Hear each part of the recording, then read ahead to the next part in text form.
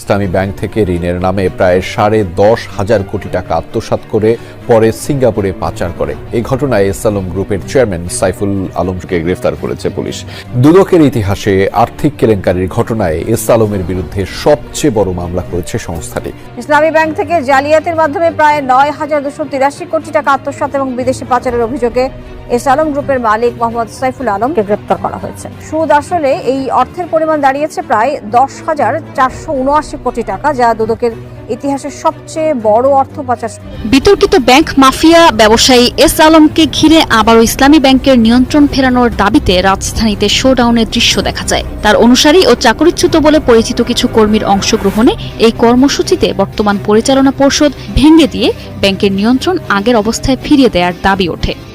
বিতর্কিত ব্যবসায়ী এস আলমের হাতে ইসলামী ব্যাংকের নিয়ন্ত্রণ ফেরাতে রাজধানীতে বড় ধরনের শোডাউন করেছেন তার অনুসারীরা। এতে ব্যাংক থেকে চাকরিচ্যুত কথিত কর্মীরাও অংশ নেন।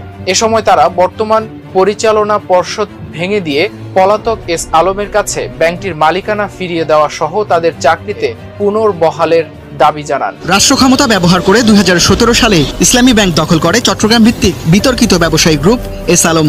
এরপর ব্যাংকটি থেকে নামে বেনামে ঋণের নামে অর্থ লুট করে গ্রুপটির কর্ণধার সাইফুল আলম। সবশেষ হিসাবে ব্যাংকটি থেকে 75,000 কোটি টাকা বের করে নিয়েছে এস আলম। খুরশিদ আলমকে দিয়ে ষড়যন্ত্র করতেছে সরকার। দাবি মেনে না নিলে বাংলার জনগণ রাস্তায় নামবে। আমরা রাস্তায় আছি, দাবি না মেনে আমরা ঘরে ফিরবো না। যারা আগে ছিল এরাই ভালো ছিল। এই অবৈধ চেয়ারম্যানকে এখান থেকে প্রত্যাহার করা না হবে ততদিন এই আন্দোলন চলতে থাকে। এস আলম গ্রুপের সাইফুল আলমরাই আওয়ামী লীগের আমলে ইসলামীয় ব্যাংক থেকে কোটি কোটি টাকা হাতিয়ে নিয়েছিল, যেই কারণেই ইসলামীয় ব্যাংক এক সময় দেউলিয়া হয়ে গিয়েছিল। কিন্তু অন্তর্বর্তী সরকার ডক্টর ইউনূস ক্ষমতা আসার পরে ইসলামীয় ব্যাংককে উন্নত করার চেষ্টা করেছে এবং একটু উন্নত হয়েছিল।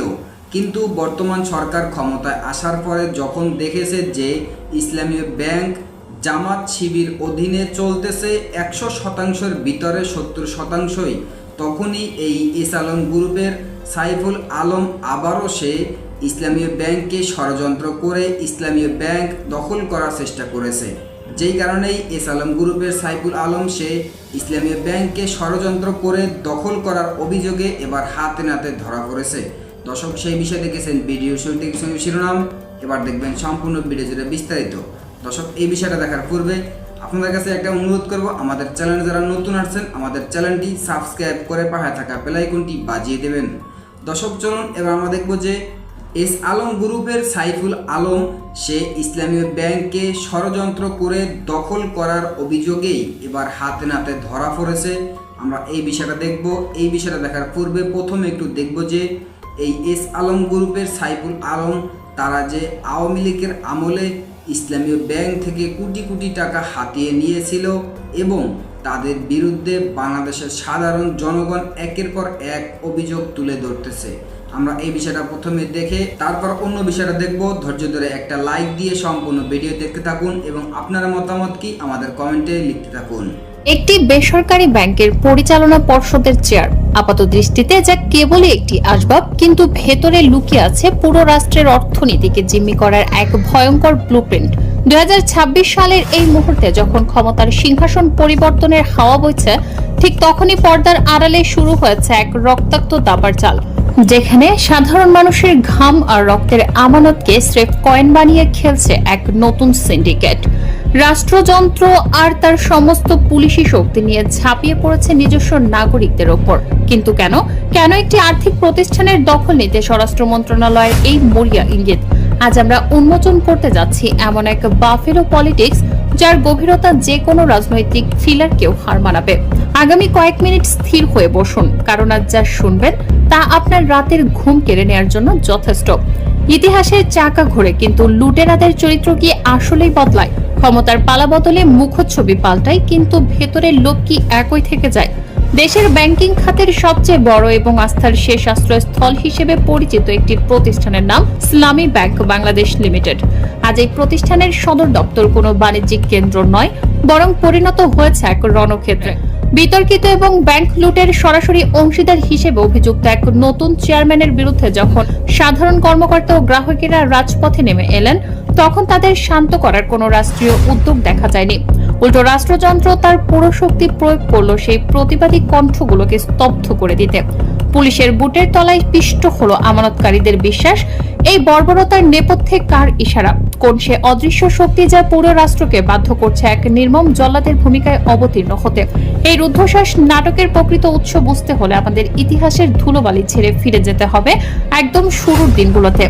আজ রাজনৈতিক শুদ্ধতার নামে অনেকেই সত্যটি উচ্চারণ করতে কুণ্ঠাবোধ করেন, কিন্তু নির্মম বাস্তবতা হলো ইসলামী ব্যাংক কোনো সাধারণ বাণিজ্যের উদ্দেশ্যে গড়ে ওঠা দেয়াল নয়।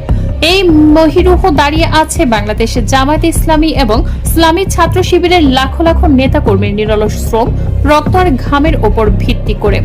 শূন্য থেকে শুরু করে দেশের প্রত্যন্ত অঞ্চলে সততার যে বীজ তারা বুনেছিলেন, আস্থা এক বিশাল বটবৃক্ষ।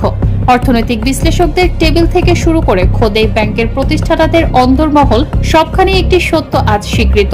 এই ব্যাংকটি আসলে জামায়াত ইসলামীর একটি সমান্তরাল অর্থনৈতিক সংগঠন। তৎকালীন বিজনেস টাইকুন মীর কাশেম আলী মিন্টুর হাত ধরে যে ফাইন্যান্সিয়াল মডেল তৈরি হয়েছিল, তা আজ দেশের জিডিপির অন্যতম চালিকা শক্তি। এই সত্য স্বীকারে কোনো হীনমন্যতা থাকার কথা নয়, কারণ যাদের ত্যাগে এই প্রতিষ্ঠানটি দেশের 1 নম্বর ব্যাংকে পরিণত হয়েছে, তাদের হাতেই এই আমানত সবচেয়ে বেশি নিরাপদ থাকার কথা ছিল। কিন্তু রাজনীতি যখন অর্থনীতির ওপর তার নোংরা থাবা বসায়, তখন যুক্তিগুলো অন্ধ হয়ে যায়।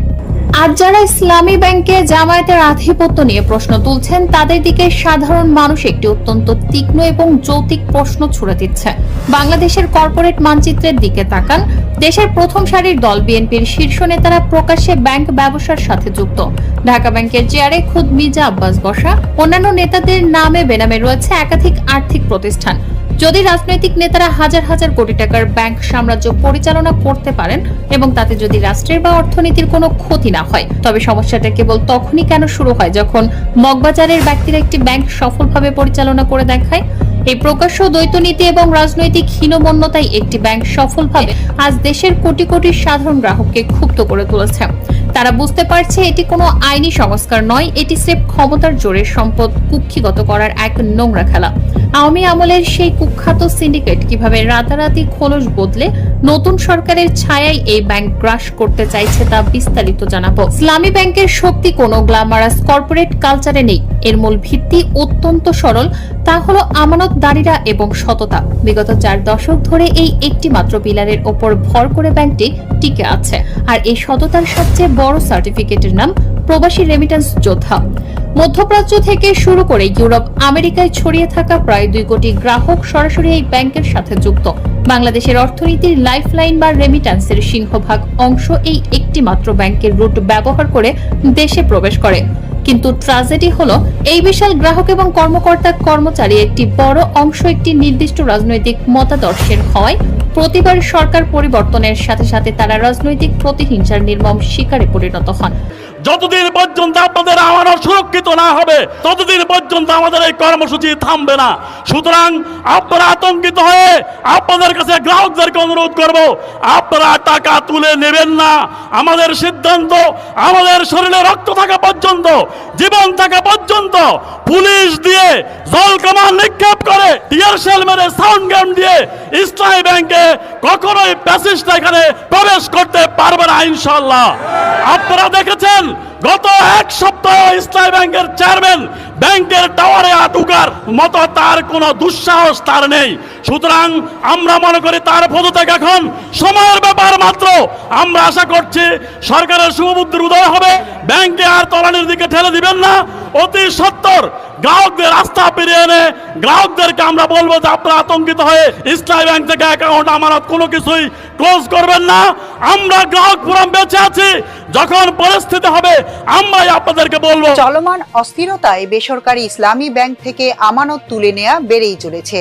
সাধারণ গ্রাহকের পাশাপাশি এই তালিকায় যুক্ত হচ্ছেন জামায়াতে ইসলামী ও ছাত্র শিবির ঘনিষ্ঠরা। সামাজিক মাধ্যমে ঘোষণা দিয়েও তাদের অনেকে আমানত তুলছেন কিংবা হিসাব বন্ধ করছেন।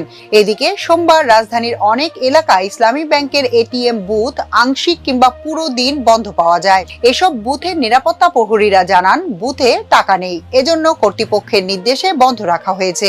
জামায়াতের শীর্ষস্থানীয় নেতারা জানিয়েছেন, ঘোষণা দিয়ে ইসলামী ব্যাংক থেকে টাকা তুলতে কিংবা হিসাব বন্ধ করতে বললে গ্রাহকদের মধ্যে আতঙ্ক তৈরি হবে।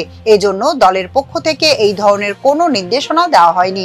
তবে গ্রাহকের ইচ্ছের উপর দল হস্তক্ষেপ করবে না। এ ব্যাপারে জামায়াতের সহকারী সেক্রেটারি জেনারেল ও সাবেক সংসদ সদস্য হামিদুর রহমান আজাদ রাতে একটি সংবাদ মাধ্যমকে বলেছেন, বিএনপি সরকার আইসা আবার ইসলামী ব্যাংকে ডাকাতি শুরু করছে। ডাকাতের পকেটে। দর্শক, আজকের ভিডিও এই পর্যন্ত। নতুন কোনো ভিডিওতে কথা হবে নতুন কোনো বিষয় নিয়ে। ততক্ষণ ভালো থাকবেন, সাথে থাকবেন। আসসালামু আলাইকুম, আল্লাহ হাফেজ।